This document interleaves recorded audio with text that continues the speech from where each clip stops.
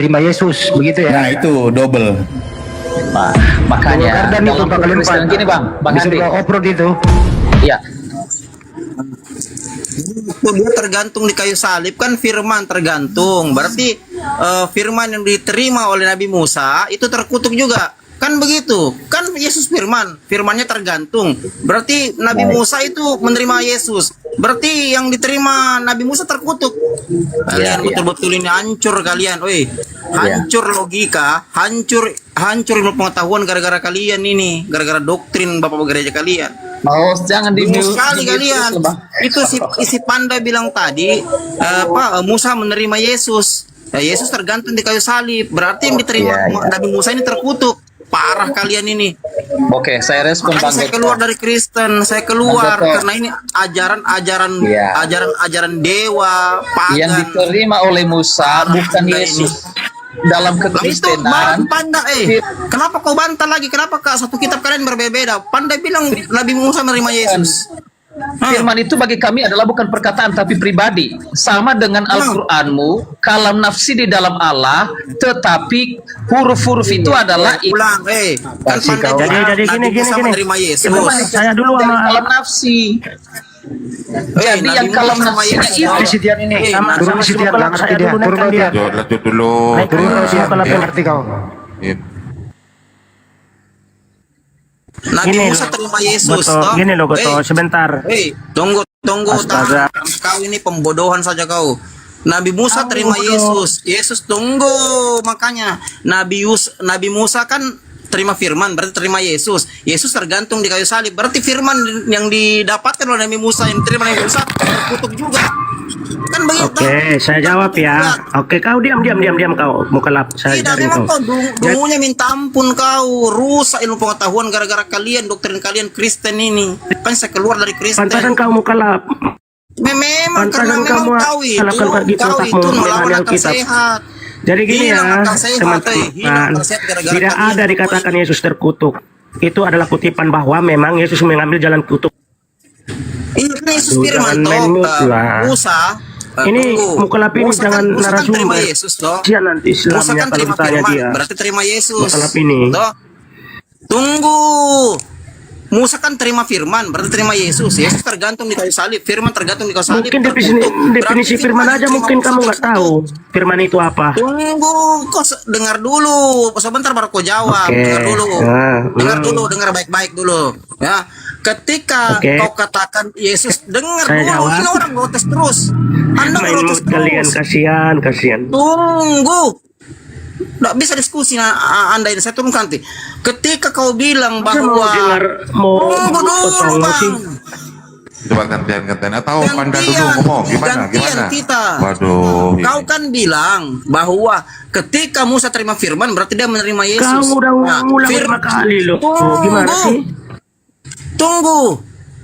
Berarti dia terima Yesus. Ketika Yesus tergantung di kayu salib, firman tergantung di kayu salib, berarti yang diterima Musa itu juga terkutuk karena yang firman itu Yesus tergantung di kayu salib. Berarti yang diterima Musa juga terkutuk. Begitu logikanya. Hancur ini kalian, hancur. Oke, saya jawab ya kebodohanmu. Kalian nih. Jadi gini teman-teman ya. Oke, kau diamlah. Udah bisa saya jawab ya. Saya ajarin kau Kristen yang benar. Makanya kamu kelap. Jadi gini ya teman-teman ya. Di Alkitab dikatakan tidak pernah Yesus terkutuk. Tapi apa? Yesus mengambil jalan itu. Baca kau Galatia 3:13 itu. Jangan di mute lah. Kau gimana sih kok panas kamu? Kau di sini hanya hoax. Berbicara firman, saya ajarin kau firman. Galatia 3:13 jelas. Jangan main mute orang lah. di sini. Saya ajarkan kau Bible kau, saya ajarkan kau. Kau dungu. Ya. Udah, ini gimana? Parahnya orang ini. Ini gimana ini host? Kamu yang parah mau kelap. Yesus gimana? Pantasan kamu alap. 3:13. Dengar baik-baik. Dengar dulu. Kau parah kau ini. Kau bilang Yesus tidak terkutuk. Jelas di situ dikatakan. Kristus telah menebus kita dari hukum Taurat dengan jalan menjadi kutuk. Kalau kata menjadi kutuk, kalau kau belajar bahasa Indonesia, kau jadi presiden, berarti kau presiden. Kalau Yesus menjadi kutuk, berarti Yesus terkutuk. Itu hanya kau karena mindset kau, itu kedunguan kau karena doktrin, kau tolak bahasa Indonesia.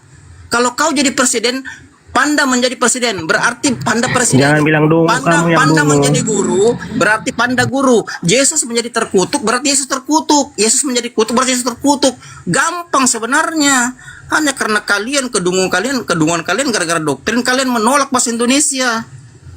Yesus terkutuk, berarti firman terkutuk, berarti Musa terima firman, terima kutukan. Kalian yang menghancurkan ajaran para nabi. Oke, saya jawab. Saya jawab boleh. Jadi gini, pantasan dia teman-teman jadi mukallaf. Karena apa? Galatia 13:13 itu dia Enggak usah. Saya jadi mualaf karena saya pintar. Astaga, Bukan jangan. kayak kau. Saya jadi mualaf, saya pintar, enggak Ya dungu kayak udah, kau. ya udah. Kau dungu tuh. Iya, karena bodoh kamu ya. Jadi kau Kau bilang diam, kau, ya, saya ajarin kau biar Galatia 3:13 kau tidak hafal. sudah. Udahlah. Assalamualaikum, Gurunda. Waduh, panas ya. Assalamualaikum, Gurunda. Waalaikumsalam warahmatullahi wabarakatuh. Lanjut teman-teman, lanjut Bang Goto. Jadi gini ya, Saya monitor. Lanjut. Goto ini saya ajarin kau, Goto. Di Galatia ayat 13 itu, di situ jelas dikatakan Yesus mengambil jalan, tahu nggak jalan? Cara itu gitu loh. Karena apa? Makanya membaca Alkitab. Astaga, kau ngomong panjang lebar berbusa-busa tadi. Nggak saya ngomong loh, bro. Gimana sih korek? Lanjut Bang Panda. Makanya jangan, baca betul, baik-baik di biarkan sana dulu, dia biarkan mengambil dulu. jalan. Karena apa? Memang jalan seperti itu terkutuk. Akhirnya apa? Yesus mau seperti itu, jalan itu yang terkutuk itu. Akhirnya apa? Kutuk itu diubah jadi berkatkan. Dikalahkan dia kutuk itu. Dia bangkit pada hari yang ketiga. Itu yang Usah kau malu-malu, saya tidak sebut bangkitnya. Saya tanya menjadi kutuk kau terkutuk bodoh, tidak. nggak ngerti itu di Kristen. Kau yang bodoh, kau tidak mau jawab, kau Nah, malu-malu kau menjawab. nggak ngerti Kristen. Saya tanya, kalau Yesus menjadi kutuk terkutuk Kau tidak? teologi ya, itu aja nggak kau pahami. Terkutuk be tidak. Itu yang kau jawab. Nggak usah bangkit-bangkit. Belum belum Iya, sampai kau ke bangkit. otakmu kebanyakan kau Kotakmu cedotkan. memang kau dungu kau memang. Makanya terlalu banyak makan babi kau. Kau terlalu banyak makan babi kau Balik jadi daripada kencing begitu. onta, bro. Sudah. Makanya kau kalau ditanya itu yang ditanya kau jawab. Lebih berguna. Kau jawab itu yang ditanya. Kita lebih berguna babi. Silakan Gurunda masuk, Gurunda. Aduh. Silakan Gurunda masuk. Baik, bismillahirrahmanirrahim. Aku izin dulu ya teman-teman ya. Emosi saya masih mukallaf ini. Gawon. Maka mereka yang mereka sembahan mereka itu dijungkirkan ke dalam neraka bersama orang-orang yang sesat yang telah menyembahnya. Jadi Al-Quran mengatakan apa yang mereka sembah selain daripada Allah itu dimasukkan ke dalam api neraka. Nah, apakah mereka menyembah Nabi Isa? Tidak. Apakah Nabi Isa mengajarkan menyembah dirinya? Enggak. Apakah mereka menyembah Yesus anak Maria? Tidak. Apakah anak Maria minta menyembah orang-orang itu menyembah dirinya? Enggak juga. Berarti murni yang mereka sembah itu adalah orang yang digantung terkutuk. Siapa dia orang yang tergantung terkutuk ini? Orang yang dirinya kerasukan setan. Nah, untuk itulah kita perlu pemahaman dari saudara-saudara kita Kristen yang menjelaskan bahwasanya yang disalib ini adalah orang suci. Apa dasarnya orang suci yang harus disalibkan? Apakah kesaksian-kesaksian palsu, tipu muslihat, dan upaya iblis merasuki Yudas itu berhasil terhadap Yesus? Apakah betul Yesus ini disalib karena kesaksian palsu? Apakah betul Yesus ini disalib karena upaya iblis? Apakah betul tipu muslihat yang membuat Yesus ini disalib? Kalau betul, berarti keselamatan orang-orang Kristen itu ditentukan oleh berhasilnya tipu muslihat, kesaksian palsu, dan kerja iblis terhadap Yudas akan penyaliban. Tipu muslihat berhasil, Kristen diselamatkan. Berarti keselamatan Kristen itu berasal dari tipu muslihat. Segala sesuatu yang berasal dari tipu muslihat, apakah itu sesuatu yang baik? Segala sesuatu yang asalnya adalah kesaksian-kesaksian palsu, apakah itu adalah hasilnya akan baik? Kita semua tahu, segala sesuatu yang diupayakan manusia dengan cara-cara tipu-tipu, maka endingnya itu adalah neraka jahanam. Jadi saudara Kristen tidak bisa mengelak. Penyaliban itu diawali tipu muslihat. Penyaliban itu diawali kesaksian palsu. Tipu muslihat kesaksian palsu itu hasilnya kebaikan? Tidak mungkin. Hasilnya keselamatan? Tidak mungkin. Tipu muslihat dan juga adalah kesaksian palsu serta upaya iblis, itu sudah pasti endingnya adalah neraka jahanam. Maka mustahil yang mati dengan jalan kutuk itu adalah manusia suci. Yang benar yang mati dengan jalan kutuk itu adalah sesuai dengan Ulangan 21:22-23, manusia yang dikutuk oleh Tuhannya Yahudi. Apakah Yesus anak Maria adalah Tuhannya yang dikutuk Tuhan Yahudi? Enggak, tak ada jalan. Maka kesimpulan Al-Quran mengatakan, Waku bekibu fiha hum wal gawun. Maka mereka, yaitu sesembahan mereka, dijungkirkan ke dalam neraka bersama dengan orang-orang yang sesat. Maksudnya, iblis yang disembah oleh mereka dimasukkan ke dalam api neraka jahanam bersama-sama dengan para penyembahnya. Begitu saudaraku, maka di 2 hari ini saya bawa materi ini berat bagi saudara kita non-muslim ini untuk mendudukkan perkara yang disalib itu siapa gitu loh. Yang pada endingnya membuahkan sebuah keadaan di mana ada makhluk yang mengaku Yesus yang datang kepada Paulus. Ini materi yang sangat berat. Kenapa saudara-saudara? Dalam Galatia 1:1, Paulus sendiri mengatakan dia menerima Injil bukan dari manusia. Sedangkan yang lahir di tengah-tengah Bani Israel yang disunat pada hari ke-8, lalu kemudian yang diurapi itu jelas manusia. Yang disunat manusia, yang diurapi manusia. Yang menerima Injil, mengajarkan hikmat Injil kepada kaumnya Bani Israel juga manusia. Sedangkan yang datang kepada Paulus bukan manusia. Berarti yang datang kepada Paulus ini tidak pernah dibaptis. Yang datang kepada Paulus ini tidak pernah diurapi. Yang datang kepada Paulus ini tidak pernah disunat. Kenapa? Karena bukan manusia. Siapa yang tidak pernah disunat? Siapa yang tidak pernah diurapi? Yang mengaku Yesus tapi bukan Yesus. Kalau Yesus jelas disunat pada hari ke-8. Yesus kemudian dia diurapi. Manusia yang diurapi Yesus itu. Sedangkan yang datang kepada Paulus bukan manusia, berarti tidak pernah disunat dan tidak pernah diurapi. Siapa yang mengaku Yesus tapi tidak pernah disunat, tidak pernah diurapi, cuman ngaku-ngaku doang sebagai Yesus dan bukan manusia? Siapakah itu? Nah, ini berat bagi saudara-saudara Kristen.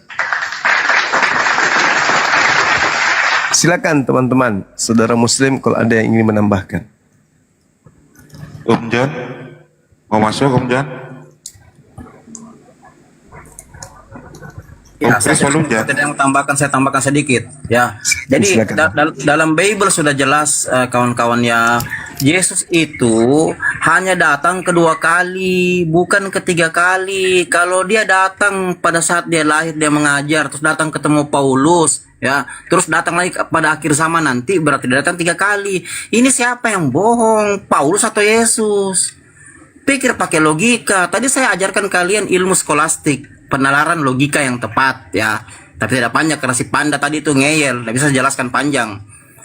Kalau sudah dikatakan ya dalam Kisah Rasul 1 ayat 11, dia tidak akan turun-turun lagi. Mau dia bentuk gaib, bentuk setan, bentuk malaikat, bentuk apapun, dia tidak akan turun-turun Yesus kecuali nanti akhir zaman. Sekarang pertanyaannya, siapa yang bertemu Paulus?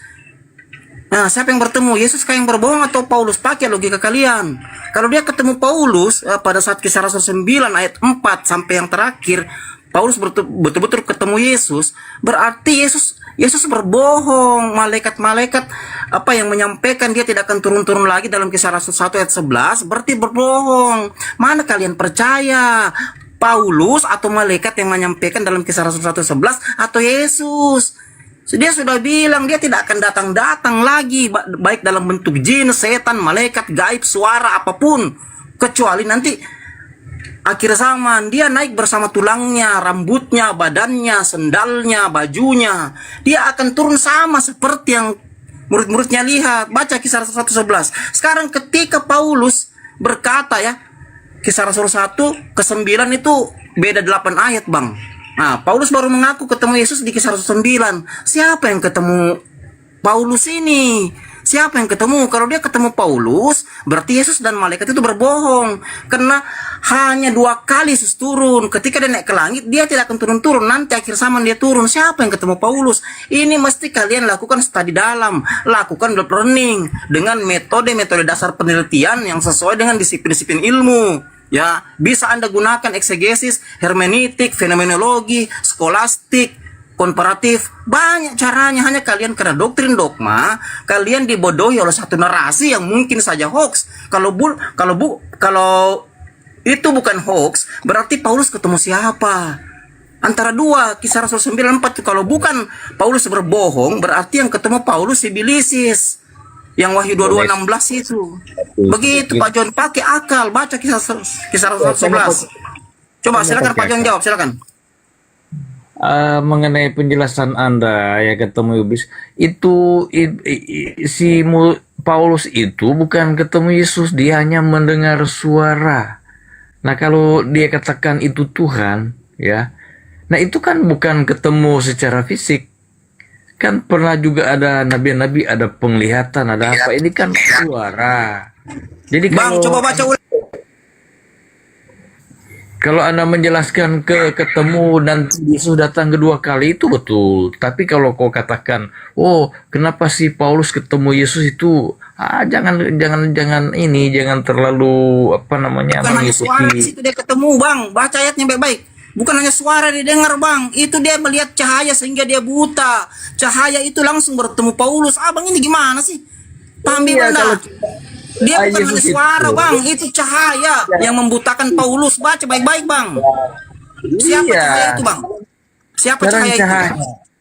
Kalau cahaya itu ya, cahaya itu kenapa dia cahaya? Kalau memang yang sudah dimuliakan mau turun lagi ketemu Paulus, nggak bisa lagi lihat dia. Kalau makanya kalau itu cahaya jangan katakan ketemu. Cahaya apa? Apa tuh Yesus? Hanya Abang bilang hanya dengar suara, padahal itu cahaya, Bang. Suara itu keluar dari cahaya yang membutakan mata Paulus. Kalau itu suara atau cahaya, sekarang dia dikatakan ketemu seperti apa itu? Itu bukan kedatangan Yesus yang kedua kali. Salah kau menafsir seperti itu. Bang, baca Kisah Rasul 11 dulu, Bang. Baca baik-baik dulu Kisah Rasul 1:11. Supaya Abang paham. Paling tidak Abang mengerti bahasa Indonesia. Buka dulu, Bang. Kisah Rasul 1:11. Baca baik-baik, Bang. Supaya Abang paham bahasa Indonesia yang baik dan yang benar. Apa kata malaikat situ, Bang? Apa kata malaikat situ? Coba Abang baca dulu, Bang. Jangan dibantai dulu, Bang Abang. Koto. Nyantai. Jangan emosi, Bang Koto. Jangan emosi. Yuk, silakan, Bang John. Coba dibaca, Bang. Kisah 1:11, Bang. Pakai pakai penalaran logika Abang ya. Pakai good reasoning Abang dengan menggunakan bahasa Indonesia yang baik dan yang benar. Baca dulu, Bang, Kisah 1:11. Karena kita mengedukasi yang di bawah ini. Silakan, Bang. Silakan, Bang John. Nggak, saya nggak pegang Alkitab, dia baca aja kan, nggak usah saya baca.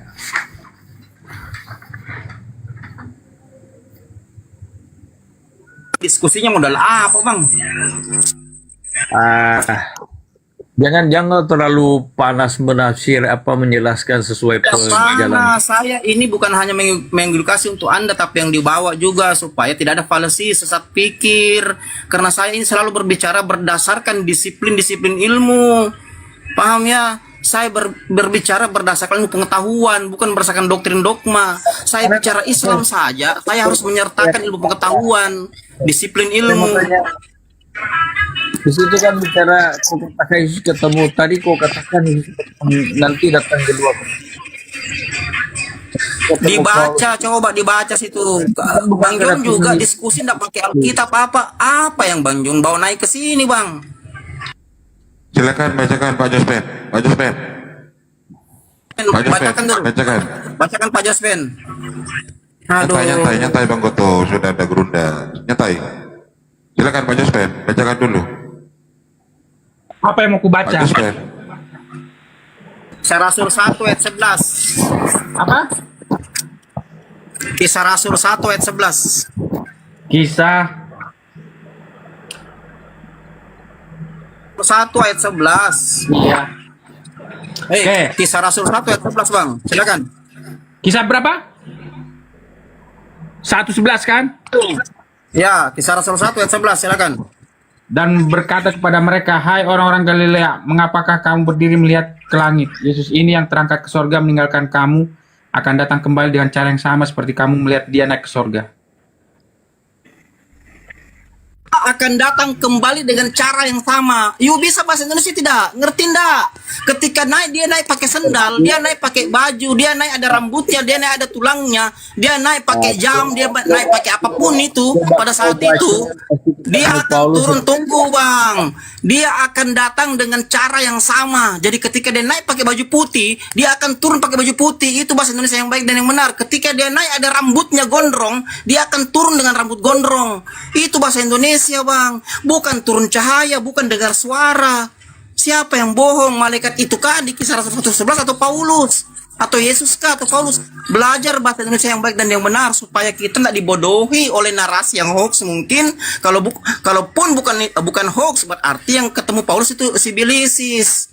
Itu maksudnya, Bang. Saya ajarkan kalian ilmu skolastik, penalaran analogika, logika yang tepat. Walaupun mau menggunakan analogi, tetap dia tepat. Ya kalau Bisa dipahami nggak maksud saya? bicara dengan dia itu kan bukan kedatangan kedua kali. Bedakan itu. Dia menampakkan diri kepada murid-murid kan bukan kedatangan kedua kali. Dia menampakkan Sudah Bang Goto, sudah Bang Goto. Silakan gerunda masuk gerunda. Oke, baik. Ya. Coba kita lihat di dalam Ibrani 9:28. Demikian pula Kristus hanya satu kali saja mengorbankan dirinya untuk menanggung dosa banyak orang. Sesudah itu ia akan menyatakan dirinya sekali lagi tanpa menanggung dosa untuk menggerahkan keselamatan kepada mereka yang menantikan dia. Demikian pula Kristus hanya satu kali saja mengorbankan dirinya untuk menanggung dosa banyak orang. Sesudah itu ia akan menyatakan dirinya sekali lagi. Itu kapan itu sekali lagi? Itu kapan dia menyatakan diri? Sekali lagi katanya. Itu satu. Artinya bahwa menurut Ibrani, Yesus akan menyatakan dirinya sekali lagi setelah pengorbanan itu. Jadi yang datang keluar dari kubur, yang datang ke Ananias, datang Paulus, kemudian yang datang di Pulau Patmos itu bukan Yesus. Nah, yang dimaksud Kristus hanya satu kali saja mengorbankan dirinya untuk menanggung dosa banyak orang, itu adalah ketika dia diangkat ke atas, bukan disalib tapi diangkat ke langit.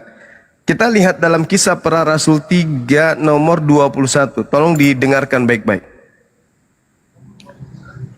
Kristus itu harus tinggal di surga sampai waktu pemulihan segala sesuatu. Jadi dia harus tinggal di surga sampai waktu pemulihan segala sesuatu. Seperti yang difirmankan Tuhan dengan perantaraan nabi-nabinya yang kudus di zaman dahulu. Jadi saudara, ketika Yesus terangkat sesuai dengan Kisah 1 nomor 11, itu dia sampai di atas di surga selama-lamanya. Sampai kemudian masa pemulihan itu baru dia kemudian turun sekali lagi untuk menyatakan diri. Bagaimana dengan apa yang datang kepada Paulus? Kita lihat pengakuan Paulus di dalam 1 Korintus 9 nomor 1. Bukankah aku ini rasul? Bukankah aku ini orang bebas? bukankah aku telah melihat Yesus Tuhan kita? Paulus mengaku melihat Yesus. Sedangkan Yesus berada di surga selama-lamanya. Dan dia hanya menyatakan diri sekali lagi, yaitu pada akhir zaman. Berarti terbukti yang Paulus lihat itu bukan anak Maria. Lagian juga Paulus mengatakan yang datang kepadaku bukan anak manusia. Kalau yang datang kepadanya bukan anak manusia, berarti dia makhluk yang tidak pernah diurapi. Karena yang diurapi itu manusia. Sedangkan Paulus mengatakan yang datang kepadaku bukan manusia. Berarti orang atau makhluk yang datang kepada Paulus ini adalah makhluk yang tidak pernah diurapi Tuhan. Itu jelas. Sebab kenapa? Dia bukan manusia. Kalau dia manusia berarti dia pernah diurapi. Tapi sayangnya dia mengatakan dia bukan manusia yang datang kepada aku itu. Tetapi aku melihatnya. 1 Korintus 9 nomor 1. Kalau dia melihat berarti kalau itu Yesus asli, berarti Yesus menyatakan diri sekali lagi ke dunia ini, yaitu kepada Paulus. Sementara Ibrani jelas mengatakan, Ibrani 9:28, setelah itu maka dia akan menyatakan diri sekali lagi. Nah, kapan itu? Pada akhir zaman. Berarti yang menyatakan diri kepada Paulus itu siapa? Ya, saya katakan iblis dalam nama Yesus. Demikian. Jangan kau tafsir seperti itu Alkitab. Itu caramu berpikir, jangan kau simpulkan seperti itu. Jangan kau sesatkan banyak orang. Itu kan caramu menafsir Alkitab. Bukan itu maknanya itu. Coba Anda jelaskan kepada saya versi Anda. Ibrani 9:28, silakan. Silakan Anda gunakan ilmu Paulus untuk menipu banyak orang. Silakan, saya tunggu. Kalau dia mengatakan waktu dia bersuara itu kan dia katakan tuh Paulus sendiri menyebut Tuhan walaupun hanya suara atau cahaya yang disaksikannya, tetapi 9:28 yang Anda katakan saya tafsir sendiri. Coba Anda yang jelaskan kepada saya, karena Anda penyembahnya. Makhluk yang datang kepada Paulus yang bukan manusia, yang tidak pernah diurapi itu, yang mengajarkan Anda menuhankan dirinya itu, coba Anda jelaskan. Ibrani 9:28, siapa yang dimaksud bahwa dia hanya menyatakan diri sekali lagi, itu siapa? Sedangkan yang datang kepada Paulus itu sudah menyatakan diri. Bahkan dikatakan dalam 1 Korintus 9 nomor 1, aku melihat. Jadi jangan mengatakan saya yang asal tafsir. Saya serahkan sekarang kepada Anda, tolong Anda jelaskan. Ibrani 9:28 itu menyatakan diri sekali lagi itu siapa dan kapan itu terjadi? Silakan. ya menyatakan diri sekali lagi kan untuk kedatangan Yesus yang kedua kali. Bukan ketika dia ketemu Paulus itu. Kalau kedua kali nanti kan? iya. Nah, yang menyatakan diri kepada Paulus siapa? Ya kalau seandainya seperti juga Yohanes melihat suatu penglihatan. Anda yang hancur di dalam menafsirkan isi Bible Anda. Apanya kayak gitu? Dasar pijakan cuman apa? Ngomong apa? Yesus hanya menyatakan diri sekali lagi. Sekali lagi, ngerti nggak sih? Ketika Anda mengatakan dia menyatakan diri di akhir zaman, jadi yang menyatakan diri yang kepada Paulus itu sopo? Ya kalau dikatakan cahaya atau suara, itu kan bukan menyatakan secara fisik saya sudah datang kedua Yang kali. mengatakan secara fisik siapa? Menyatakan diri. Fakta bahwa itu menyatakan diri, dia mengaku Yesus. Baca Kisah Para Rasul 3 nomor 21. Di situ dikatakan Kristus itu harus tinggal di surga sampai waktu pemulihan segala sesuatu. Harus dia tinggal sampai kemudian dia datang untuk akhir zaman. Jadi yang datang kepada Paulus itu bukan Yesus anak Maria, tapi hantu. Yang dilihat oleh Yohanes Pewahyu itu apa? Siapa? Itu juga bukan Yesus. Itu adalah Helal bin Zakar. Itu adalah Lucifer. Baca Wahyu 22 nomor 16. Aku adalah Yesus sang bintang timur. Bintang timur. Apa bintang timur menurut Yahudi? Bintang timur Wahyu Yesus itu keturunan Daud. Kalau bintang timur yang Anda maksudkan iblis itu kan bukan keturunan Daud. Bedanya bintang timur Yesus dengan bintang Terus timur ini. apa susahnya? Apa susahnya iblis mengaku tunas Daud? Sedangkan Yesus mengatakan iblis datang memakai namaku. Kalau nama Yesus aja bisa dicatut sama iblis, apalagi nama Daud.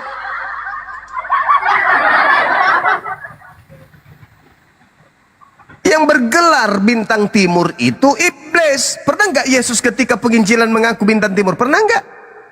Anda jangan seperti apa? Anda jangan seperti saya, ini lebih paham Bible, Saudara John. Bintang timur Anda samakan Yesus dengan iblis. Apakah si iblis itu keturunan Daud? Sedangkan bintang timur di Wahyu Yesus itu. Apakah Anda percaya iblis datang memakai nama Yesus? Menurut Yesus, percaya nggak? Jangan samakan bintang timur Yesus. Jangan samakan. Ente itu yang menyamakan antara bintang timur dengan anak Maria. Di mana Yesus anak Maria pernah mengaku sebagai bintang timur? Di mana? Kan jelas di Wahyu dikatakan bintang timur. Kok di Wahyu itu Wahyu. Yesus yang kutanya, Yesus. Beda. Yesus yang kutanya, abangku John yang kutanya, Yesus ketika penginjilan pernah nggak mengaku sebagai bintang timur? Ya tidak ada di ketika dia berbicara. Itu bukti bahwa yang datang kepada orang yang ngaku Yohanes itu di Pulau Patmos itu bukan Yesus. Jangan samakan bintang timur. Jangan samakan. Yesus sendiri yang mengatakan itu kok, bahwa iblis datang memakai namanya, dan Paulus mengakui yang datang kepadanya bukan manusia. Sekarang saya tanya sama saudara, kalau yang datang kepada Paulus bukan manusia, apakah dia pernah diurapi? Itu bukan persoalan diurapi atau tidak. Nah, itu caramu menolak, Saudara John. Itu caramu menolak untuk melindungi makhluk yang datang kepada Paulus yang kalian sembah di hari Minggu. Kalian harus melindungi makhluk itu, karena itu majikan lo. Harus kau lindungi itu. Sementara Yesus anak Maria nggak pernah mengajarkan orang untuk menjadi Kristen. Kalian hanya mencatut nama beliau melalui makhluk itu. Siapa makhluk itu? Yesus sendiri yang mengatakan bahwa penguasa dunia tidak berkuasa atas diriku sedikit pun. Di dalam Yohanes 14:30 apa kata Yesus? Tidak banyak lagi aku berkata-kata dengan kamu, sebab penguasa dunia ini datang dan ia tidak berkuasa sedikit pun atas diriku. Siapa penguasa dunia? Iblis. Baca Yohanes 16 nomor 11. Akan penghakiman, karena penguasa dunia ini telah dihukum. Penguasa dunia telah dihukum. Siapa itu? Tuh, yang di atas salib. Tuh, yang keluar dari kubur. Tuh, penguasa dunia tuh.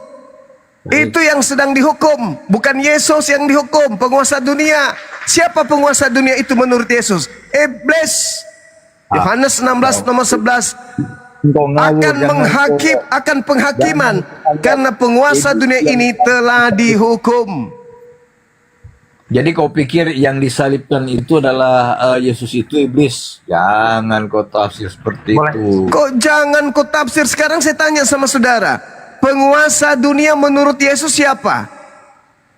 Apa hubungannya penguasa? Apa hubungannya? Kan jawabannya apa hubungannya? Kan gak nyambung ente. Ente selalu melindungi sembahan Anda. Saya ulang lagi. Penguasa dunia menurut Yesus siapa? Asal aja kau kamu melindungi sembahan lo yang memakai nama Nabi Yesus. Kamu melindungi sembahan kau itu. Saya ulang lagi ketiga kali. Menurut Yesus penguasa dunia itu siapa?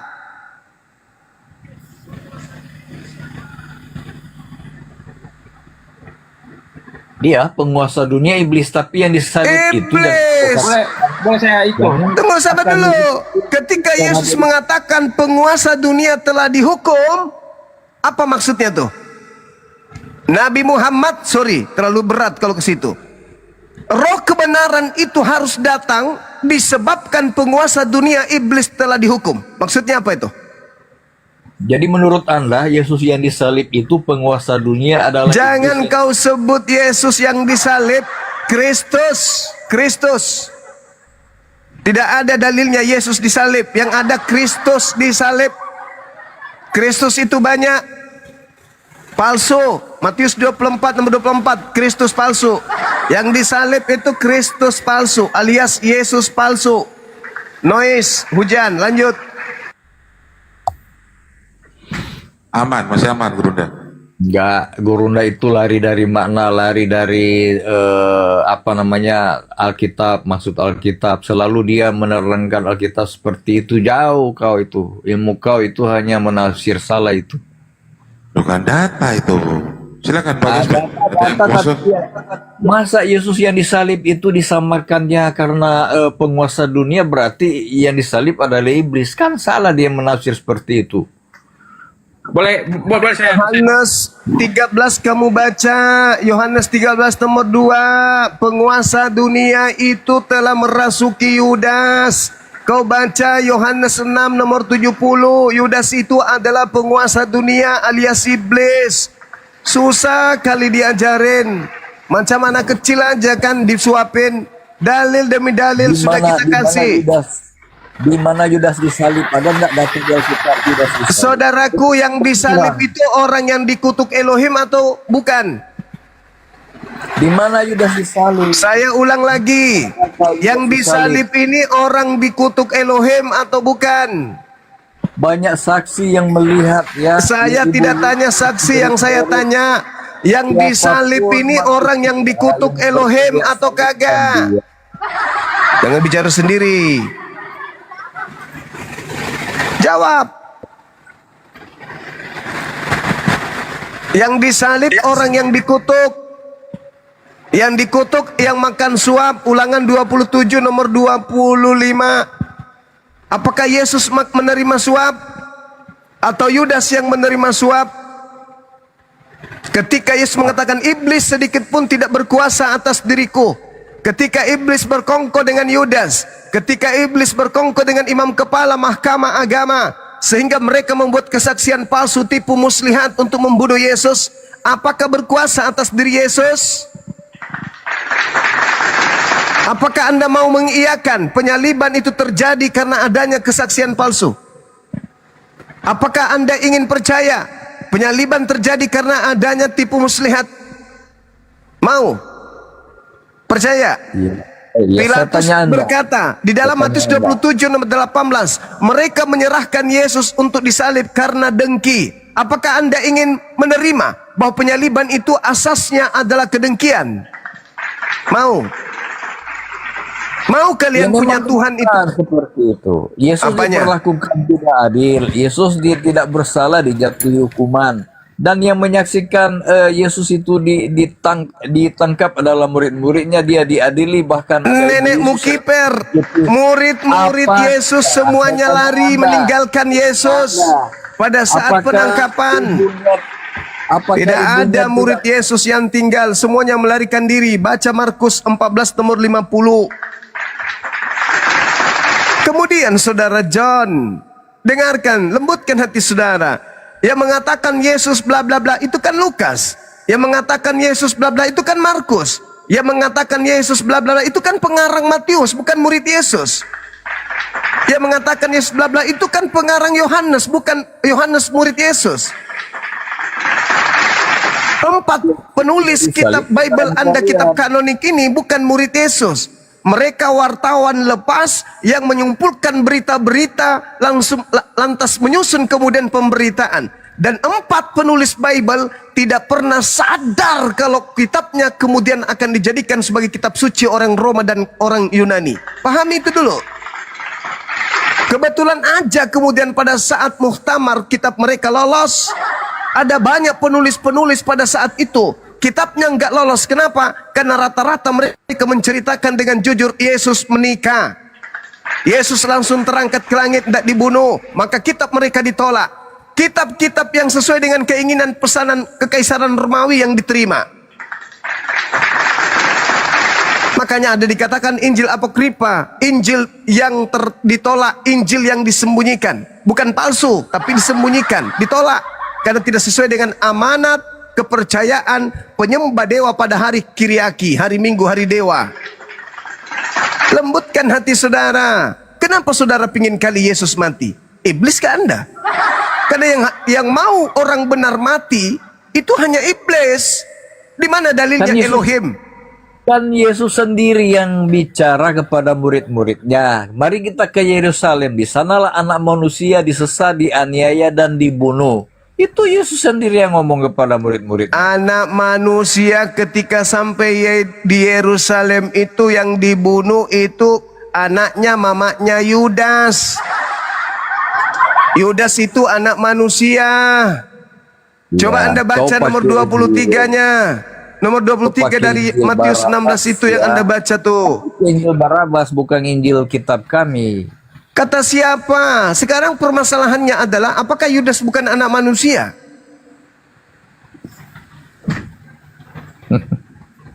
Jangan samakan Yudas dengan ucapan Yesus. Apakah Yesus mengatakan Pandai-pandaian, kamu memang harus melindungi saudara John. Saudara Yudas John, dianiaya? Anda Apakah memang Yudas diberi tugas. disiksa? Apakah Yudas dibunuh dengan cara disalib sebagaimana dinubuatkan dari bibir Yesus? Di sana Mana dianiaya dan dibunuh. Yesus sendiri mengatakan, tidak tidak ada yang bisa membunuh aku, tidak ada yang bisa mengambil nyawaku, nggak ada itu. Sedangkan di dalam Markus 9 nomor 30-31, setelah dia dibunuh, pada hari ketiga dia bangkit dari kubur. Kalau itu Yesus, maka dia mengatakan aku dibunuh. Mana mungkin Yesus dibunuh? Kan dia sendiri mengatakan tidak ada yang bisa mengambil nyawaku, nggak ada. Melainkan aku sendiri yang menyerahkannya dan berkuasa mengambilnya kembali. Jadi yang dibunuh itu bukan dia, bukan Yesus. Isa anak Maria lahir, mati, dan bangkit itu kan ibu Yesus yang bicara. Apa anda percaya Anda dengan kitab Anda? Di mana kemudian Nabi Isa dikatakan dalam Al-Quran bangkit dari kubur, di mana? Surah Maria 19:33. Itu tidak berbicara mengenai penyaliban. Itu berbicara penyaliban gak? Itu berbicara penyaliban gak? Matinya Itu bicara penyaliban gak? Tapi Itu bicara penyaliban gak, saudara John? John, itu bicara penyaliban gak? Itu bicara penyaliban gak? Kenapa Al-Quran Anda masukkan ke dalam pengajaran Romawi Yunani? Ajaran pagan. Bagaimana bisa Anda mengatakan itu masalah penyaliban? Tidak ada hubungannya penyaliban. Surah Maryam itu nggak ada. Tidak ada. Surah Maryam ayat 19 yang Anda bawa itu nggak ada hubungannya dengan penyaliban. Itu doa Nabi Isa ketika dia masih bayi. Bukan bangkit dari kubur. Jangan Anda pandai-pandai. Bayi berdoa seperti itu. Ya, itu membela ibunya ketika dituduh oleh orang Yahudi kalau ibunya itu adalah pesina melahirkan anak haram. Sekarang keadaan itu muncul dan itu mutlak ada di dalam tradisi Yudaism sampai hari ini. Mereka mengakui Yesus itu anak zina. Apa pembelaan Bible terhadap keadaan itu? Ada. Jangankan melakukan pembelaan terhadap tuduhan tuan rumah terhadap Yesus. Yesus di dalam Bible memanggil ibunya dengan panggilan mami, panggilan ibu aja nggak pernah seumur hidupnya. Boro-boro. Kenapa bisa demikian? Karena Bible sejatinya bukan untuk Yesus.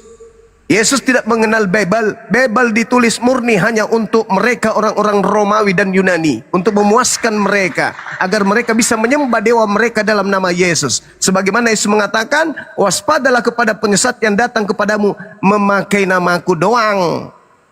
Mereka akan menyesatkan banyak orang. Jadi Anda ini sekarang dapat agama Kristen dari Yahudi? Enggak. Anda dapat agama Kristen itu dari Portugis, dari Belanda. Yang mana mereka orang Belanda ini menerimanya dari mana? Dari Roma, Yunani, bukan dari Yahudi.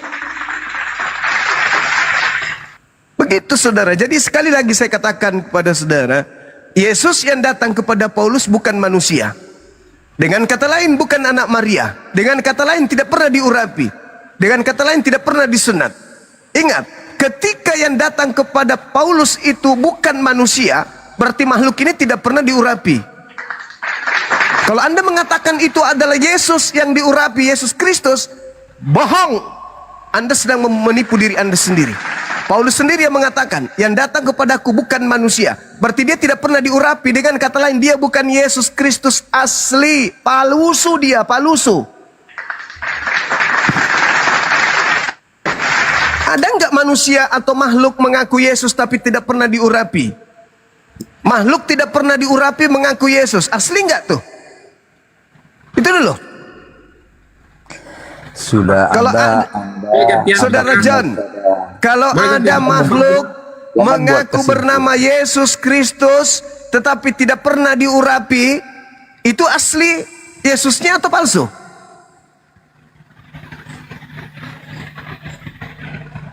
Jijir menjawab, jijir. Jangan bohong. Ada makhluk mengaku Yesus Kristus tapi tidak pernah diurapi. Asli nggak tuh? Asli nggak? Silakan. Adjustment, silakan. Kalau mau gantian. Noise. Silakan dibuka mute-nya, Pak Jasben. Waduh, lupa dibuka mute-nya. Buka mute-nya. Jos. Pak Jasben. Ya, Tanya mau ganti ya. ya. Baik ya. Begini. Sebelum Yesus terangkat ke sorga, sebentar ya. Sebelum Yesus terangkat ke sorga, dalam Yohanes 17 ayat 5 dikatakan begini. John! Mana John? Kabur. Oh, John! Turun. Lanjut Pak Jasben, Pak Penatua. Silakan. Nggak kuat John itu, nggak kuat John, turun dia. 4.000 penonton, silahkan tetap layar dulu teman-teman, yuk serentak. Bismillah. Iya. Jangan lupa posting ulang. Posting ulang, follow kawan-kawan. Follow sebagai bentuk support ya. Assalamualaikum warahmatullahi wabarakatuh. Ayo Jospen dilawan gurunda saya itu kalau berani. Silakan. Sudah saya ajari cara mengalahkan gurunda. Silakan. Ya, dengarkan dulu sebentar. Sudah, biar saya mulai. Silakan. Oke. Murid Baal, ayo. Baik. Perhatikan. Jadi siapa yang berjumpa dengan Paulus waktu di Damsyik? Itu Yesus. Dari mana jawabannya? Perhatikan baik-baik. Yohanes 16 ayat 7, Yesus berkata begini. Apa? Sebentar. Yohanes 17 ayat 5 dikatakan begini. Yohanes 17 ayat 5. Oleh sebab itu ya Bapa, permuliakanlah aku padamu sendiri dengan kemuliaan yang kumiliki di hadiratmu sebelum dunia ada. Jadi posisi Yesus dikembalikan dalam posisi kemuliaan sebelum dunia ada. Artinya sebelum dia menjadi manusia. Nah, apa posisi sebelum dia menjadi manusia? Dia bisa menjadi hadir di semua di segala tempat ya. Apa alasannya? Sambil contohnya ya. Makanya Yesus berdoa ketika makanya Yesus memberikan amaran kepada murid-muridnya dalam Yohanes 14 dia katakan begini. Aku akan minta kepada Bapa dan ia akan memberikan kepadamu seorang penolong yang lain supaya ia menyertai kamu selama-lamanya, yaitu Roh kebenaran. Dunia tidak dapat menerima dia sebab dunia tidak melihat dia dan tidak mengenal dia. Tetapi kamu mengenal dia sebab ia menyertai kamu dan akan diam di dalam kamu. Aku tidak akan meninggalkan kamu sebagai yatim piatu. Aku datang kembali kepadamu. Jadi semenjak Yesus terangkat ke sorga, dia berjanji bahwa rohnya akan menuntun jemaatnya, gerejanya, murid-muridnya. Mulai dari dia terangkat ke sorga sampai Yesus akan datang. Itulah makanya Yohanes 17 ayat 5 tadi katakan begitu. Yohanes 17 ayat 5 katakan kemuliaan yang sebelum dunia ada. Jadi posisi Yesus berada pada posisi sebelum Yesus reinkarnasi, sebelum Yesus inkarnasi menjadi manusia itu. Itu jawaban saya. Jospen, kau belajar bahasa Indonesia dulu. Sejak kapan roh sama dan kemuliaan? Yesus itu minta dimuliakan, minta disalawatkan, bukan minta dibentuk. Sabar Bang Bukan Goto, minta sabar Bang dibentuk Goto. seperti roh. Sabar Bang Goto, Sabar, dia mau Bang Goto. mengalahkan Ini Gurunda. Dia mau mengalahkan Gurunda dia. Biarkan dulu. Dia mau mengalahkan dia. Saya udah ajari dia. Silakan. Gurunda. Siapa namanya lawan kita ini? Siapa namanya? Jaminan keselamatan. Jospen. Sebentar. Penatua Jospen, Gurunda, Penatua. Bentar. Ya. Makanya dalam Matius 28 ayat 20 dikatakan begini. Dan ajarlah mereka melakukan segala sesuatu yang telah kuperintahkan kepadamu. Dan ketahuilah aku menyertai kamu senantiasa sampai kepada akhir zaman. Jadi walaupun Yesus ada di surga, dia tetap akan menyertai umatnya di dunia ini. Dia tetap akan menyertai kita sampai akhir zaman. Itulah makanya ketika, saya ambil sebentar, satu lagi ayat.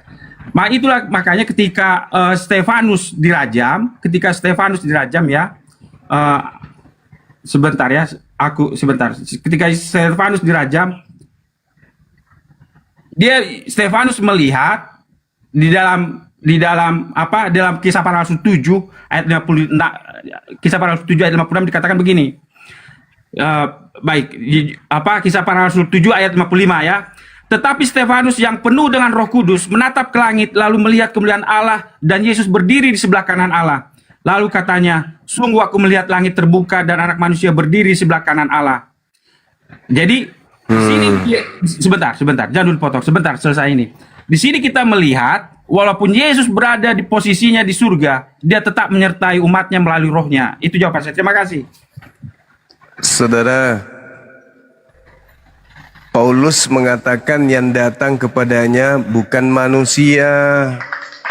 Percuma aja kau bawa itu data-datamu, percuma. Melihat dan anak manusia duduk di samping kanan Tuhan.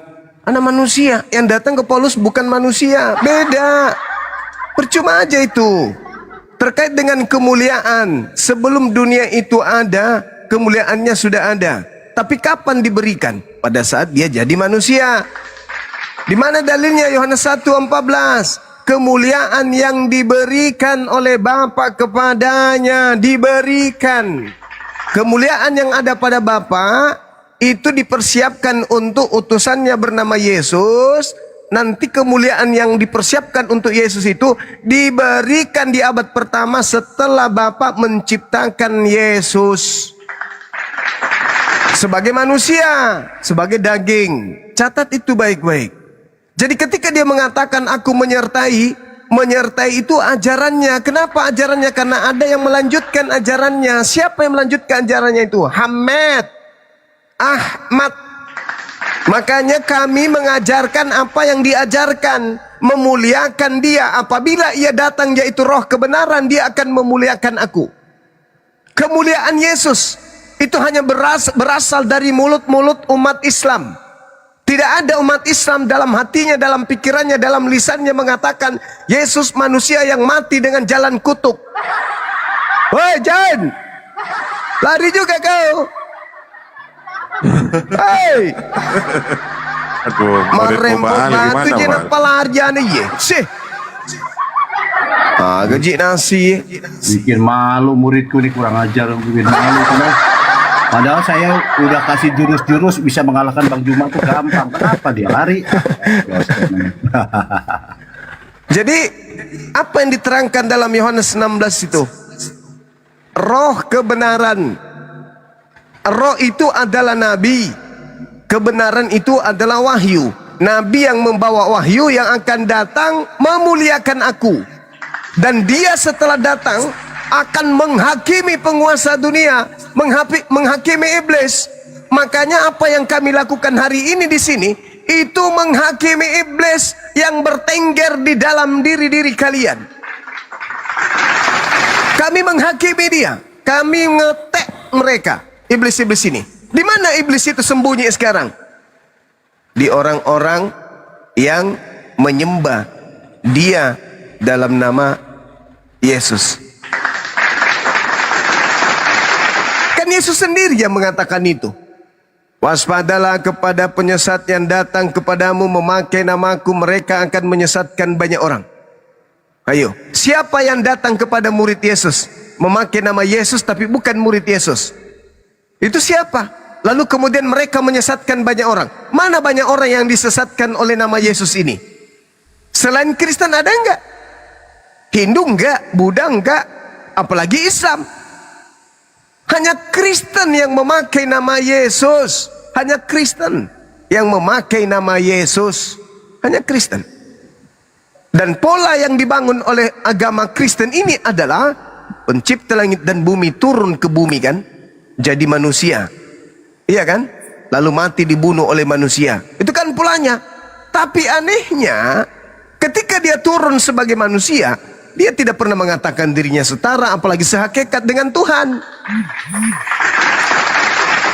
Berarti dia mengajarkan untuk menuhankan Yesus anak Maria itu siapa?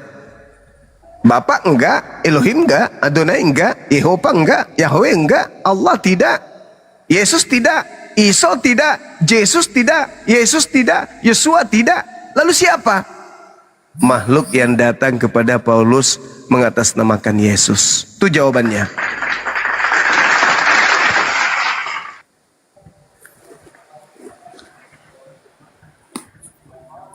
Silakan, tahu sama tahu. Apa itu Om? Tahu. Aduh, gimana? Minta naik. Mau diskusi? Silakan. Saya awam Om dan buta huruf. Ini tinggal mau berapa di gua dulu. Kok naik? Kalau buta huruf kok naik? Waduh. Iya, Om, kalau buta bukan huruf. Yang nggak Buta tahu huruf baca, pintar Om. nggak Pintar, tahu Om, baca, buta nggak tahu baca kitab original teksnya, itulah yang buta huruf.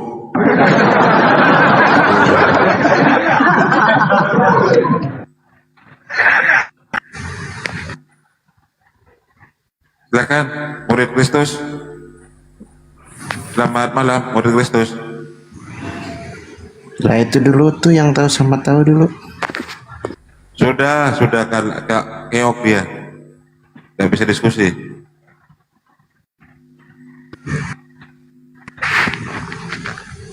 Apa temanya? Siapa yang datang kepada Paulus yang tidak diurapi tapi ngaku Yesus? Penampakan Yesus. Penampakan Yesus. Yesus siapa? Yesus yang sudah naik. Yesus yang sudah naik itu tidak turun ke bumi lagi, kecuali nanti di akhir zaman. Kan penampakannya doang, bukan tubuh aslinya. Tidak bisa. Ibrani 9:28 dia mengatakan, dikatakan di sana bahwa sesudah itu ia akan menyatakan dirinya sekali lagi. Dan dikatakan dalam Kisah Para Rasul 3:21, Kristus itu harus tinggal di surga sampai waktu pemulihan segala sesuatu. Sedangkan yang datang kepada Paulus itu bukan manusia. Sedangkan anak Maria itu manusia. Ketika dia duduk di surga, dia juga manusia. Yang datang kepada Paulus adalah makhluk yang bukan manusia. Berarti dia bukan yang diurapi. Kalau dia bukan diurapi tapi mengaku Kristus, berarti dia Kristus palsu. Nah terus sebelum ketemu Paulus, kan sempat ketemu murid-murid 40 hari. Itu sudah bukan Yesus. Itu penguasa dunia. Siapa penguasa dunia menurut Yesus? Kalau 40 hari itu bukan Yesus, kenapa murid-muridnya nggak ada yang sadar? Lah kan Yesus sudah menubuatkan, waspadalah kepada Yesus palsu yang datang kepadamu, melakukan tanda yang dahsyat, mujizat, kekuatan-kekuatan, sekiranya mungkin menyesatkan murid-murid pilihan juga. Matius 24 nomor 24. Waspadalah, camkanlah, aku telah mengatakannya terlebih dahulu kepada kalian, agar waspada kepada Mesias palsu, karena kalau ia datang dia bisa menyesatkan kalian. Lah, masa seluruh murid itu ke-12-12-nya tersesat semua? Ya makanya baca Lukas 24 nomor 37. Apa yang tertulis di sana? Murid-murid kaget dan ketakutan sebab mengira melihat hantu. Awalnya mereka nggak percaya. Awalnya mereka nggak percaya kalau itu adalah guru mereka. Lama kelamaan mereka kemudian diselimuti oleh keinginan makhluk tersebut. Akhirnya mereka percaya kalau itu adalah Yesus gurunya, meskipun mereka ragu. Baca Lukas 24 nomor 9, 10, 11. Baca 10, 11, baca.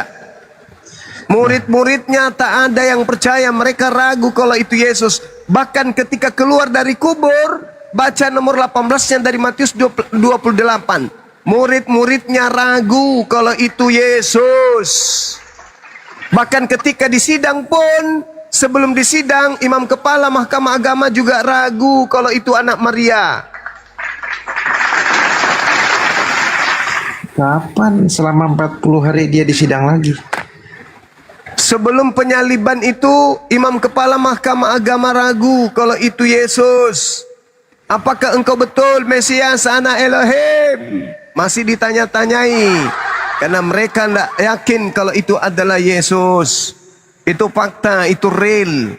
Kemudian ketika dia tiba-tiba keluar dari goa kuburan, murid-muridnya kaget dan ketakutan sebab mengira melihat hantu.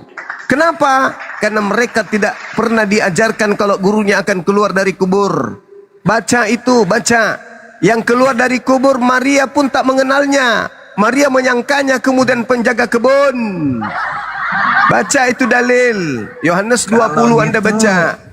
Kalau gitu di Matius 20 ayat 19, Yesus berkata, anak manusia akan ditangkap, disalibkan, dibunuh, lalu bangkit setelah 3 hari.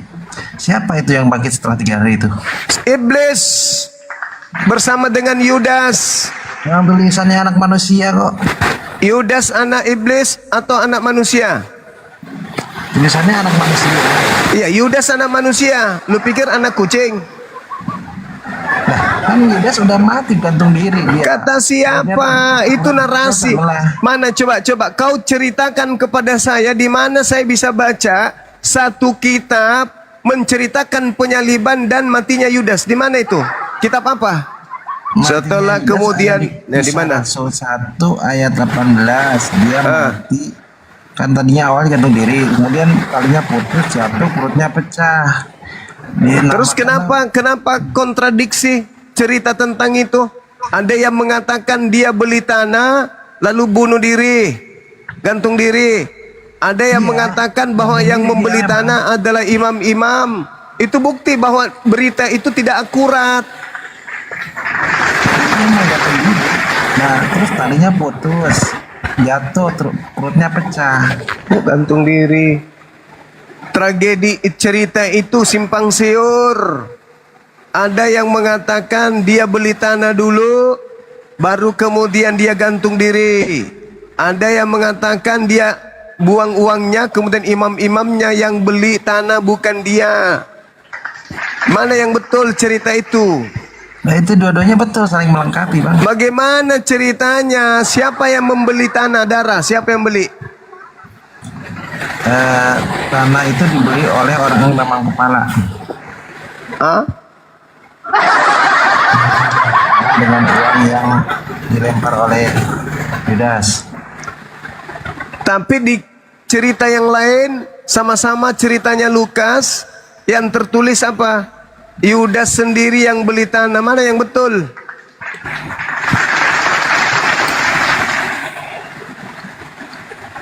Coba. Ayat berapa? Di dalam kitabmu sendiri itu menuliskan. Aku cek dulu. Di Kisah Para Rasul itu. Kisah Para Rasul dengan cerita Lukas itu bertentangan. Antara Matius juga bertentangan. Kisah Para Rasul 1:18. Coba Anda baca. Yudas telah membeli sebidang tanah. Sedangkan kalau kita lihat di dalam Matius 27 nomor 5, ia pun melemparkan uang perak, lalu kemudian imam-imam memungut uang itu lalu membeli tanah. Mana yang betul? Woi, Kabur. ini semua jemaat-jemaat nih kabur, pendetanya udah sembunyi-sembunyi, cuma ngintip-ngintip. Kalian berani pendetamu yang sembunyi. Matius 27. Panda tadi dia bilang saya emosi sama ini mualaf. Baper orangnya parah itu. Jadi ceritanya itu simpang siur ya teman-teman. Matius 27 nomor 5 sampai nomor 8, yang membeli tanah di situ adalah imam-imam. Sedangkan di Kisah Para Rasul 1:18 yang membeli tanah itu adalah Yudas. Ini kontradiksi cerita, artinya tidak bisa dipercaya. Kasus bahwa Yudas itu bunuh diri dengan cara menggantung diri adalah satu tragedi yang terpisah dengan penyaliban, itu tidak bisa dipercaya. Kenapa? Di catatan kaki Bible, Alkitab Sabda, bab 27 nomor 5 di dalam Matius, itu menjelaskan di catatan kakinya bahwa mati dengan kondisi Yudas pada saat itu hanya mati dengan cara disalibkan.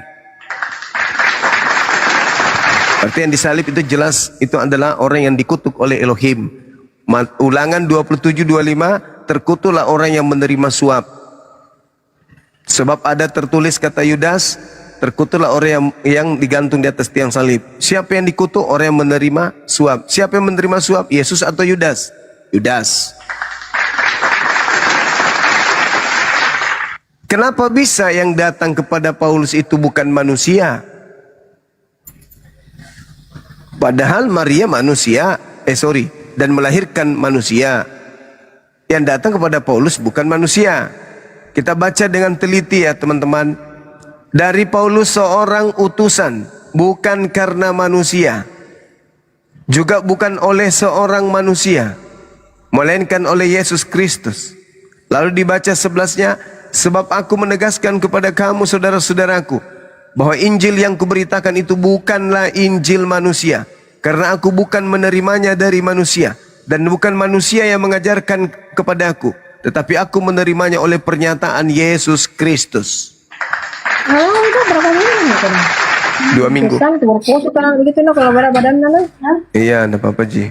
Jadi jelas bagi kita bahwasanya Paulus mengaku yang datang kepadanya memberikan Injil atau 13 kitab itu bukan dari manusia, berarti bukan dari Yesus. Kalau bukan dari manusia, lalu mengaku Yesus Kristus, berarti Yesus Kristus itu artinya manusia yang diurapi. Dia memakai gelar Kristus, tapi dia bukan manusia. Jelas itu adalah Kristus palsu. Selesai. Sekali lagi, kalau mengaku Yesus Kristus, Kristus artinya yang diurapi, tetapi dia bukan manusia, berarti itulah bukti bahwa yang datang kepada Paulus adalah Kristus yang tidak pernah diurapi, itu adalah Kristus palsu. Hati-hati, hati-hati. Sadar teman-teman, sadar, lembutkan hati kalian.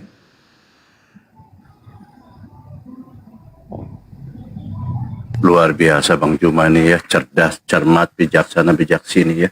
Gini Bang Juma. Siap. Saya ingin ini, kita ingat amanat agung ya yang berbunyi di Matius 28:19, karena itu pergilah jadikanlah semua bangsa muridku dan baptislah mereka dalam nama Bapa, Anak dan Roh. Bertentangan dengan ajaran Yesus. Iya. Kalau saya melihat ya, kita kalau bicara literasi ya Bang Juma, ini kan amanat agung sebelum Yesus terangkat ke langit, ceritanya begitu. Ini kan perintah dan harus dilakukan tentunya. Tetapi apa yang datang kepada Paulus ini Yesus yang mana saya bilang? Karena di sini saya lihat di 1 Korintus 1 nomor 17, 1 Korintus 1 nomor 17 dicatat ya. Ini siapa? Yospen. Di sini Paulus berkata begini, sebab Kristus mengutus aku bukan untuk membaptis, katanya. Loh, Padahal sebelum terangkat dia bilang baptislah mereka, pergilah, jadikanlah, baptislah. Ini kan perintah yang memang telak untuk ini untuk tugas kepada murid-muridnya. Nanti di 1 Korintus 1 nomor 17 kok Yesus ini lain lagi kepada Paulus. Sebab Kristus telah mengutus aku bukan untuk membaptis katanya. Loh, gimana nih Gurunda? Saya juga heran nih. Kristus yang mana Gurunda? Silakan. Emang Bang Oto, emang Paulus pernah membaptis, Bang? Kalau Yesus kan tidak pernah membaptis. Iya, betul. Ya. Kalau ya, silakan. Yesus tidak pernah baptis siapapun. Meskipun ada indikasi adalah perintah. Yesus dibaptis hanya dalam nama satu, yaitu Bapa Elohim saja.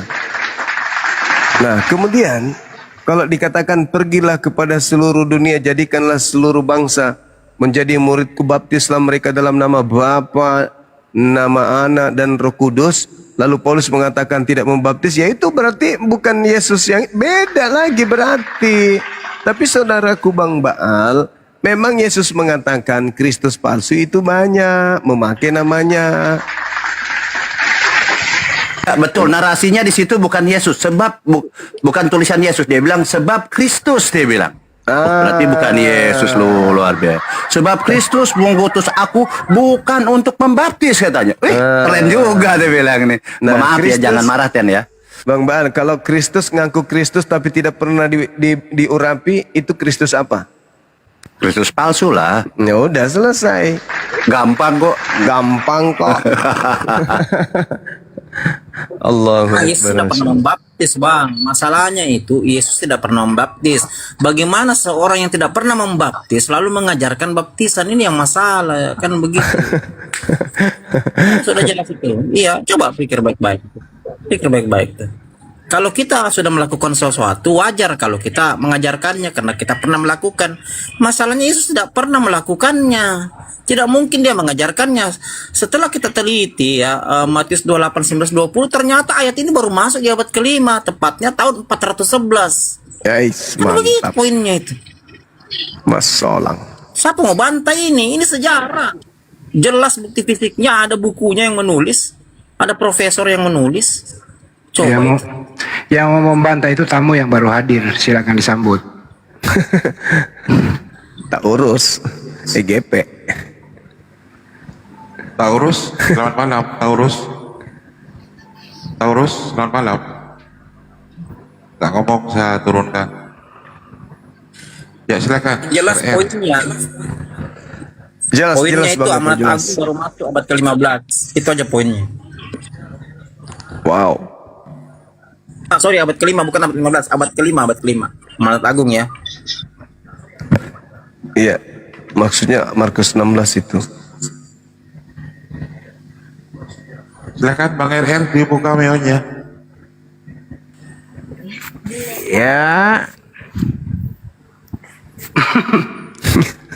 Aduh, ini Bang Seli itu ini. Ini pemakan sop tes bekas ini pasti. apalagi nih, nama Nur Alim kok Bang Juma. Nyambung. Tengoklah kan. Ya, bukan betul nama lu kan Nur Alim. Iya. Nah, kenapa Terus? Bang Juma? Iya, suka-suka saya dong. Ya itu, jangan dusta. Anaknya Maria namanya Yesua Mesia, kenapa jadi Yesus? Tuhan lo itu. Tuhan mau gimana itu? Kasihan kali, Bang.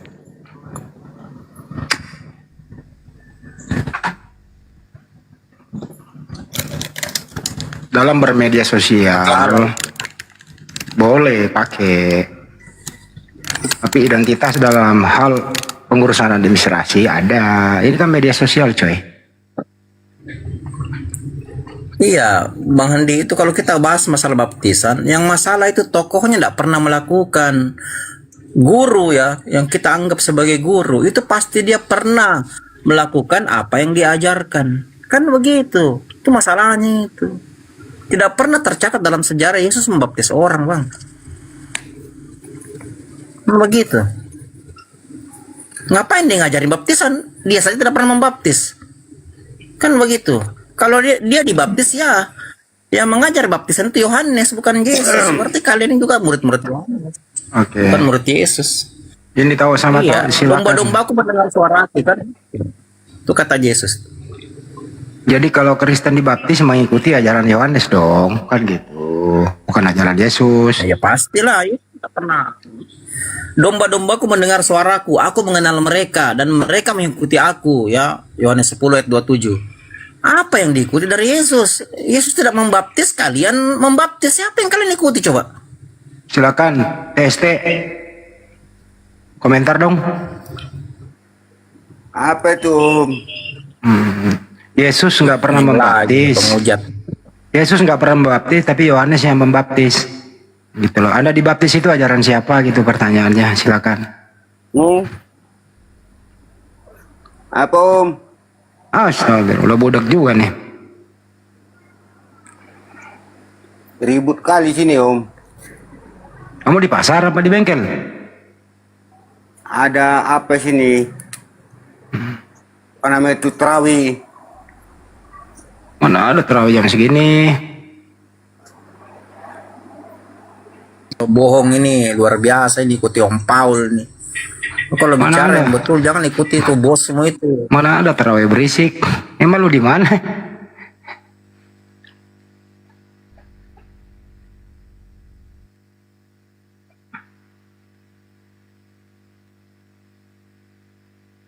Ayo teman Kristen naiklah, diskusi baik-baik. Pakai data tapi.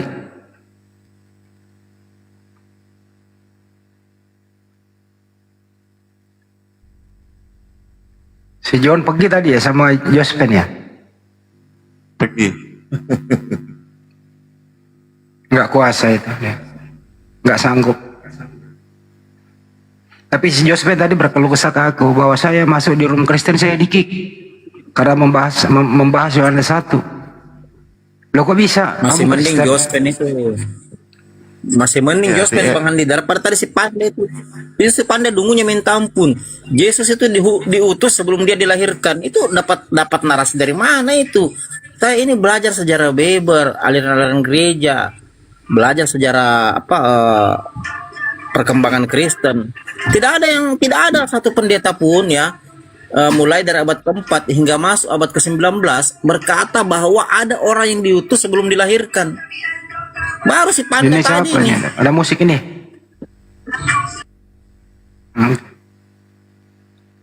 Ada yang baru naik nih silakan nih. Relax sama Yosua silakan. Bang, saya Islam, Bang. Oh. Ya, silakan ucapkan salam lah. Kalau gitu. Ya. Assalamualaikum warahmatullahi wabarakatuh. Oh. Tapi nama asli Yosua apa bukan? Bukan, Bang, bukan. Oh, nama panggilan aja ya. Iya. Kan Profilnya. Tapi profilnya kayak gitu. Ya kan berdoa, Bang. Berdoa kepada Allah. Oh, oke. Ada yang mau disampaikan, Bang? Enggak dinaikin tadi, makanya bingung. Ya. Oh, oke. Oke, siap. Sama-sama. Loh, si Rilis malah turun dia. Nanti Bang Handi tanya itu sama kenalan pendetanya Bang Handi. Kalau ada pendeta yang bilang Yesus itu diutus sebelum dilahirkan. Coba itu. Nggak ada begitu dalam narasi ya. Hampir semua karya Profesor Kristen, hampir semua ya yang beredar di Indonesia saya pernah baca, saya terus terang ya. Tidak pernah ada yang menyatakan hal seperti si Panda tadi itu. Bahwa Yesus itu diutus sebelum dia dilahirkan. Nggak ada gitu narasi begitu, Bang. Tidak ada. Saya heran juga itu orang tadi itu dapat dari mana itu? Siapa yang ngajarin? Bayangkan itu. Tidak ada dalam Bible, tidak ada dalam buku karangan profesor. Kalau namanya orang diutus, pasti dilahirkan dulu, dia ngajar dulu.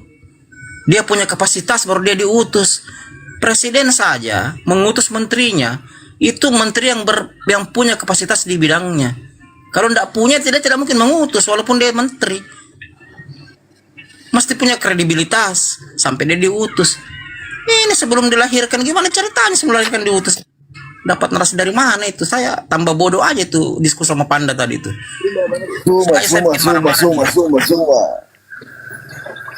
Kenapa Pak Lupi? Kenapa mau diskusi Pak? Zuma mana bos? Zuma. Iya mau diskusi apa enggak? Kenapa Ki? Ada aja.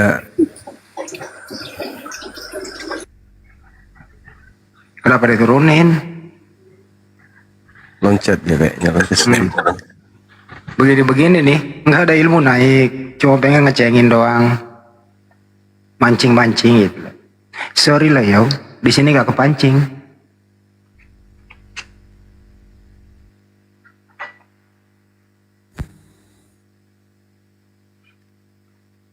Mungkin ingin yang dimaksud itu bahwa sebelum kita ini diciptakan, kita itu sudah ada.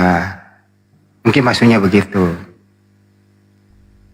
Tanya itu ya sama mereka dari 10 tahun lalu. Apanya Yesus yang sudah ada sebelum dunia dijadikan? Apanya yang belum ada coba?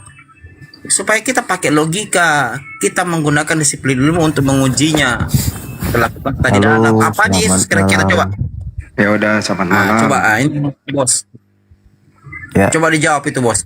Apanya Yesus yang sebelum ada, sebelum dunia dijadikan? Apanya dia? Apanya yang ada dia? Silakan. Gimana? Ya, mau izin gimana soalnya? Yesus apanya itu. Yesus kan kau bawa.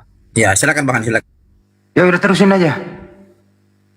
Ya. Kan Yesus berkata, aku ada sebelum Abraham jadi. Menurut teman-teman kau si Panda tadi itu yang dungu, dia bilang Yesus itu diutus sebelum dia dilahirkan. Dia sudah ada sebelum dunia dijadikan. Yang saya tanya, yang tidak mau dijawab muter-muter kayak gasing rusak, apanya Yesus yang sudah ada sebelum dunia dijadikan? Nah, kau bisa jawab, silakan.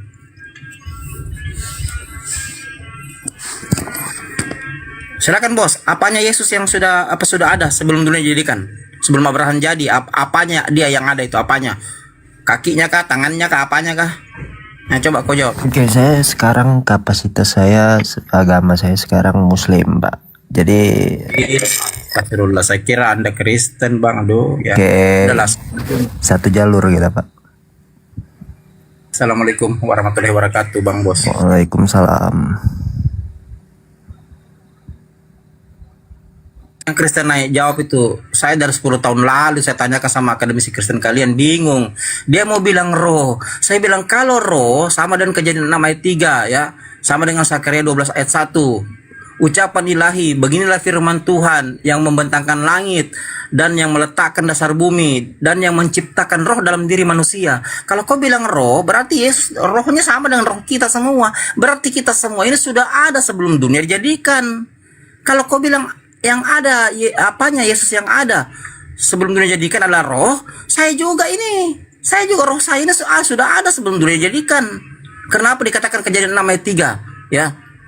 Di situ dikatakan apa? Aku firman Tuhan, aku meniupkan rohku kepada manusia tuh. Allah telah meniupkan rohnya kepada manusia. Tetapi manusia itu hak daging dan rohku tidak selamanya tinggal di dalamnya. Itu kata Kejadian 6 ayat 3 coba.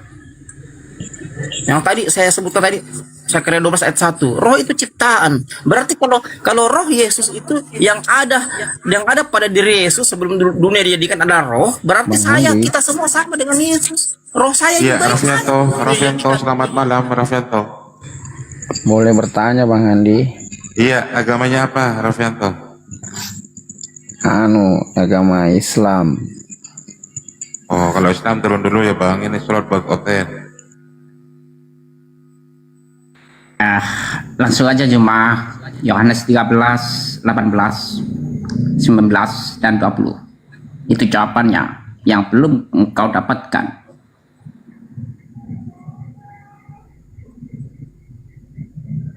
Boleh aku bacakan melalui doa sangkata?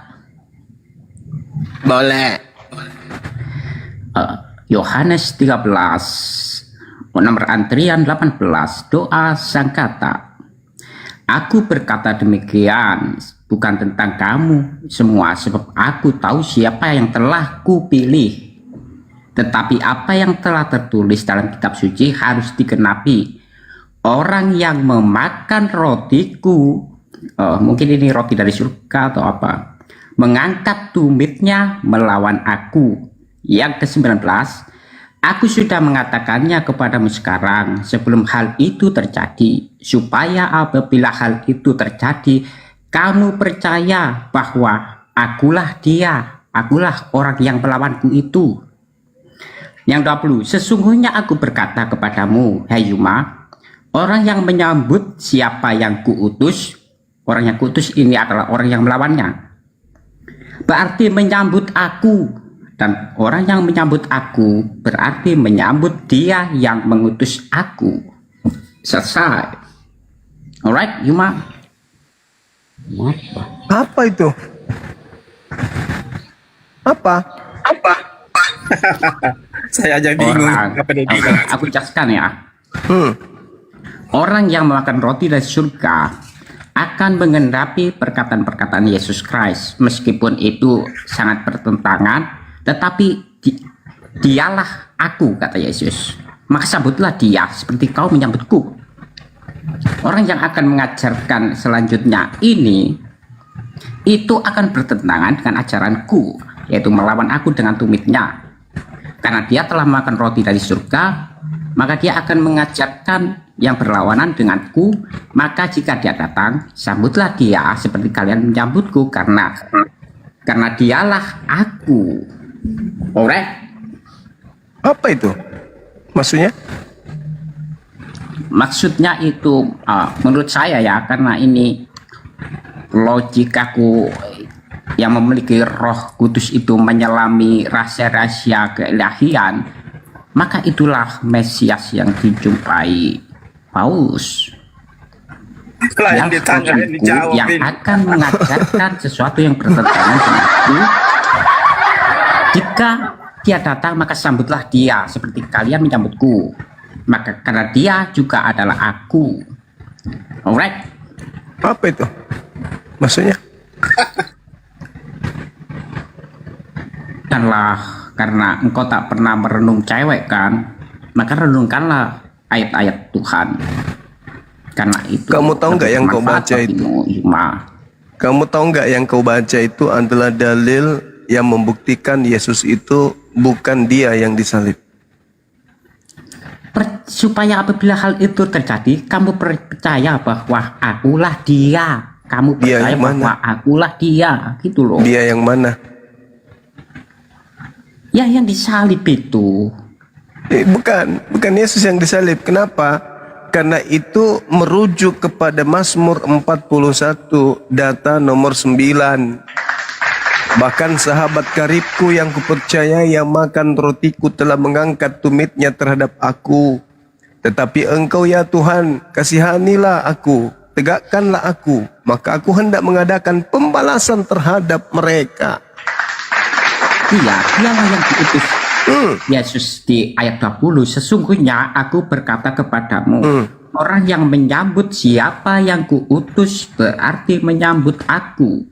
Dan orang yang menyambut aku berarti menyambut dia yang mengutus aku. Sekarang kamu baca Yohanes 14-nya. Yohanes 14 nomor 16 apa bunyinya di situ? Nomor 16-nya kamu baca. Nomor berapa? 16-nya kamu baca. 16. Ya. Sang penghibur. Ya, kau baca aja dulu. Baca. Baca.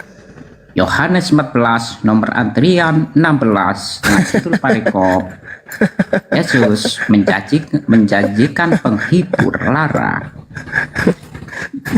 15. Jika kamu mengasihi aku, kamu akan mematuhi perintah-perintahku.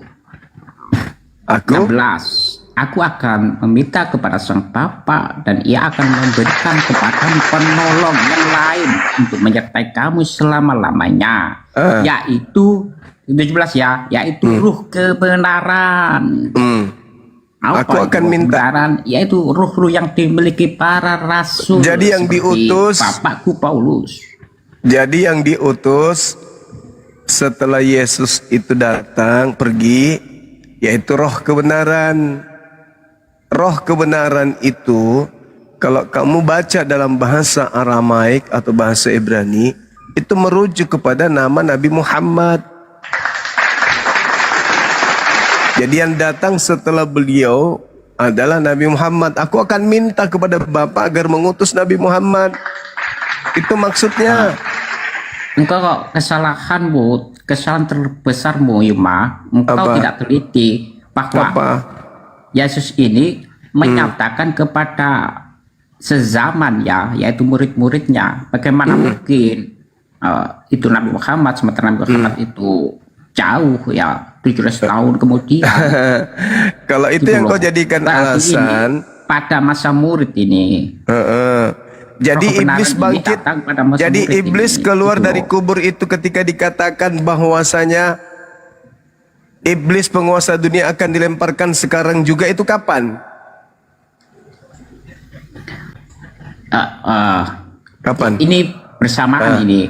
Dia sedang berarti datang. abad pertama kan? Aku Abad akan pergi pertama. karena dia sedang datang. Berarti abad pertama ada iblis yang keluar dari kubur, betul? Ya, karena ini zaman yang paling jahat katakan Yesus Kristus ya. Maka dia mempersiapkan utusannya gitu untuk melawan Berarti yang jahat ketika ini, Yesus gitu. mengatakan bahwa waspadalah kepada penyesat yang datang kepadamu memakai namaku, yang datang kepada kamu. Kamu itu siapa?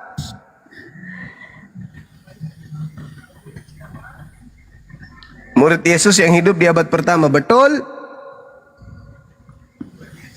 Ayo Bob. Ya. Berarti ikutin penyesatnya ada di abad keberapa? Utusannya ini datang pada zaman itu kan. Penyesatnya juga karena penyesatnya dia juga sedang memakai datang. nama siapa? Aku akan pergi karena dia sedang datang. Memakai nama siapa penyesat itu? Pada masa itu tentu saja Kristus ya. Memakai nama Kristus. Yang datang kepada Paulus di abad itu mengaku Kristus nggak? Dia mengakui Yesus. Siapa yang bukan manusia mengaku sudah diurapi? Kan tidak, dia memakai nama Yesus kan? Iya. Pada waktu Paulus mengatakan bahwa yang datang kepadanya adalah Kristus, tapi bukan Kristus manusia, berarti memakai tidak namanya. diurapi. Tidak memakai namanya kan? Dia memakai namanya, akulah Yesus. Pada Paulus, dia menyatakan pada Paulus di Damsik itu, Saulus, Saulus, akulah Yesus yang engkau aniaya. Dia memakai nama. Iya, dia Maka pakai nama bersaksi atas Yesus. nama itu penting ya. Nah, dia memakai nama Yesus. Menurut Yesus, siapa yang datang memakai namanya? Penyesat itu kan Kristus palsu gitu, nggak memakai Yesus gitu, nggak bersaksi atas nama Yesus. Kalau dia disebut Kristus palsu, artinya oknum yang tidak pernah diurapi tetapi mengaku Kristus, karena Kristus itu yang diurapi. Nah, yang datang kepada Paulus ini kan sendiri yang mengatakan bukan manusia. Nama Yesus itu. Saudara, Paulus mengatakan yang datang kepadanya bukan manusia. Berarti Kristus palsu. Nama Yesus itu. Akulah Yesus. Nggak nyambung ini, Bang Andi. Ada obat Saulus. tetres itu, Bang Andi. Bang Goto masuk, Bang Goto lanjut.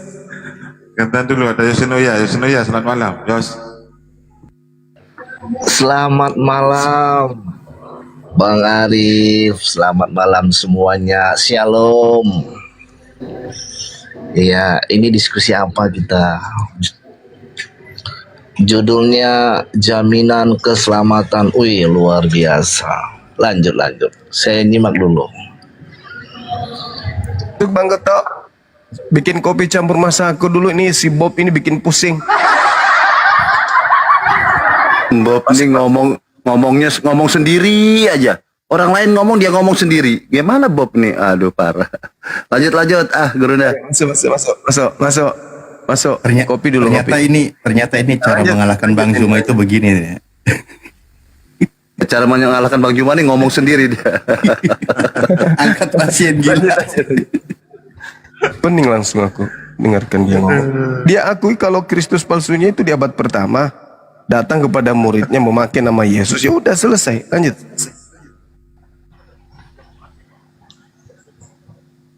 Silakan, Yos. Salih.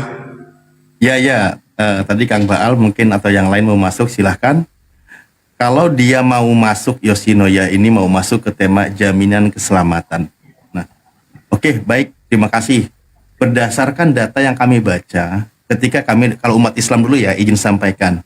Kalau dalam ajaran Islam, itu jelas banyak ayat Al-Qur'annya. Sampaikanlah kabar gembira kepada orang-orang yang beriman dan melakukan amal soleh kebaikan. Buat mereka itu adalah jannah, jaminannya surga di dalam kehidupan yang abadi, selamat dia. Jadi jelas jaminan keselamatan.